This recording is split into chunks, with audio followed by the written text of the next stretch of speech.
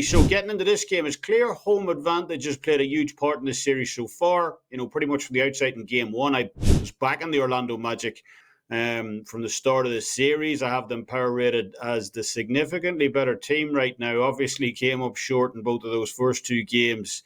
Cleveland not only winning them, but covering both matchups as well. But, we finally saw that regression kick into gear in game three for Orlando. The Magic's 23.7% three-point shooting average from those first two games came much more in line with their season-long numbers in game three. They shot 35.1% from outside the perimeter in game three, which matches up well against the season-long average of 35% on the nose. So, they were even better form in game four as well. Shot 46.2% from outside the arc in that one and over 55% from the floor as well. Whether Orlando can continue to maintain that hot streak into game five is another matter, however.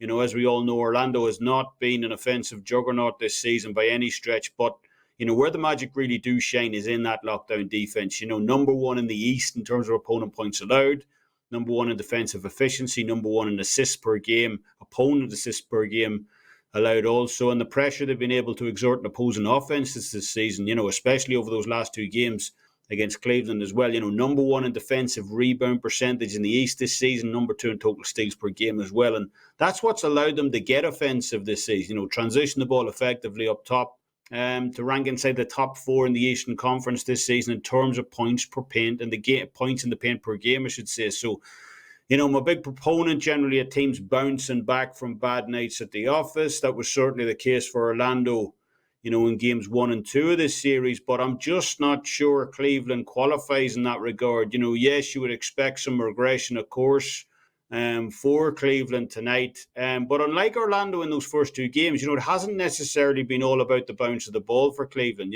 Isaac, Wagner, Banchero, they've just been shutting down the lanes on this beat-up Cavaliers team across recent starts. So, if you weren't already aware at this stage, I'm quite high in this young Orlando team. I think they have a ton of talent, and the play I like tonight in this one is the spread and total parlay of Orlando plus 5.5 paired with the under 202.5 points as well, which is going off at a pretty mammoth plus 200 right now. Big price.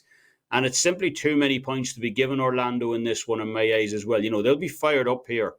Get the win in Cleveland tonight and potentially close out the show on home court on Thursday. So spread and total parlay for me in this one. Not something I usually bet, but plus 200 just looks too enticing here. On two results I expect to get to the window. So Orlando plus 5.5 paired with the under 202.5 points as well against Cleveland on Tuesday night. Best bet. So for today's big game breakdown, I'm going to take a look at game 5 of the first round matchup in the Eastern Conference between the Sixers and the Knicks. Knicks out to 4-point favorites. They opened minus 3.5, while the total opened 205, got as low as 202. But now it's back up to 204, so some over money coming in full game. Let's talk about the side first. History suggests the Knicks, now up 3-1 in the series, are going to close things out tonight. Home teams up 3-1 in a series and off a road win in game 4. 53-13 straight up going back to 2003. The Knicks obviously qualify in that situation. Now, when it comes to the spread, those same teams are just 30-35-1 against the number. But curiously, out of these 66 occasions that I just referenced, the Knicks are only the 6th instance of a home team being favored by 4.5 or less. So the Sixers still getting a lot of respect in the market. We do know over the last 4 seasons, NBA playoff teams that win the game straight up also cover the spread roughly 90% of the time. So if the Knicks are the side you like here, guys, I would say lay it, and there are plenty of reasons to like New York here in game 5.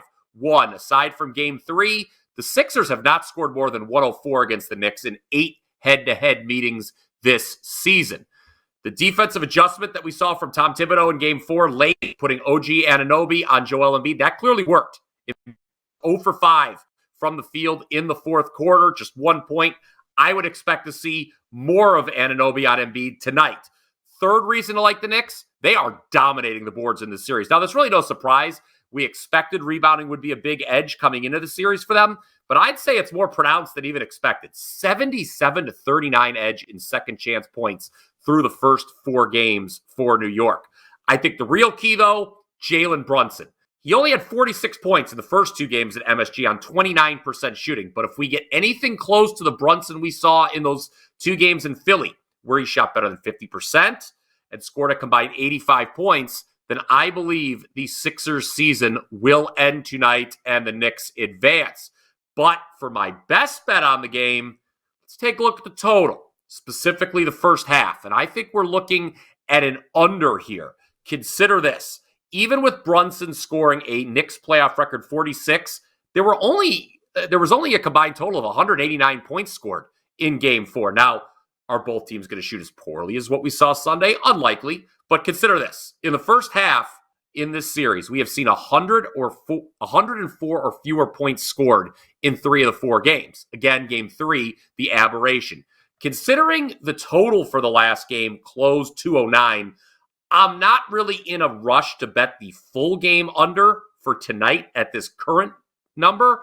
But wouldn't you know, the first half total here for Game 5, 104.5. Again, 3 of the previous 4 games saw the first half stay below that number. So I am looking at the first half under as my best bet for the show today. Let me know what you think of that down in the comments section below. Don't forget, of course, to like and or subscribe if you already haven't done so to the WagerTalk YouTube page. That way you don't miss any of these NBA playoff game previews. And just a reminder, head on over to wt.buzz/BP for all of my top selections on Tuesday.